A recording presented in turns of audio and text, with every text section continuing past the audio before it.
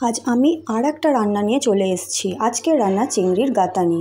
এই রান্নাটা আমি খেয়েছি আমার বোনের শাশুড়ি মার কাছে। আমার তো ভীষণ ভালো লেগেছে। গরম ভাতে এই চিংড়ির গাঁতানি খেয়ে তোমরা দেখতে পারো, দারুণ। চিংড়ি লাভারদের কাছে এটা একটা অতুলনীয় রেসিপি। প্রথমে চিংড়িটাকে ভালো করে ধুয়ে তাতে নুন, হলুদ আর 1.5 কাপ জল, 1 কাপ ফুল আর একটা 1/2 কাপ জল দিয়ে তারপরে গ্যাস ওভেনে বসাতে হবে। এইখানে চিংড়িটা আমার বাজার থেকে ছাড়িয়ে আনা, সেই কারণে তার মাথাগুলো বাদ দিয়ে তারা ছাড়িয়ে দিয়েছে।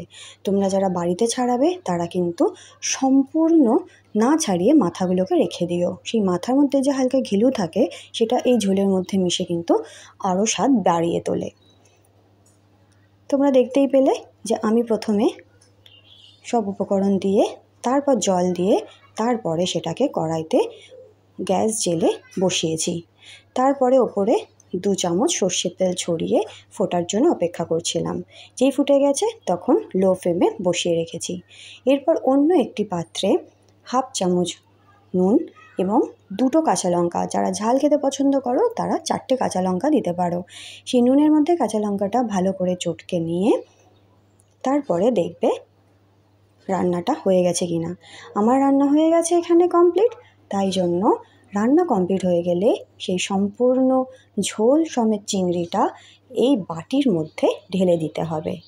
তারপরে ওপরে 2 পলা সর্ষের তেল ছড়িয়ে ব্যাস কমপ্লিট আমাদের গাঁতানি। খেয়ে দেখো, আমাকে জানিও। আর যারা এখনও সাবস্ক্রাইব করোনি আমার চ্যানেল, প্লিজ সাবস্ক্রাইব করো। অবশ্যই আমার এই ভিডিওতে একটা লাইক করো। আমাকে জানাতে ভুলো না কেমন লাগলো তোমাদের চিংড়ির গাঁতানি।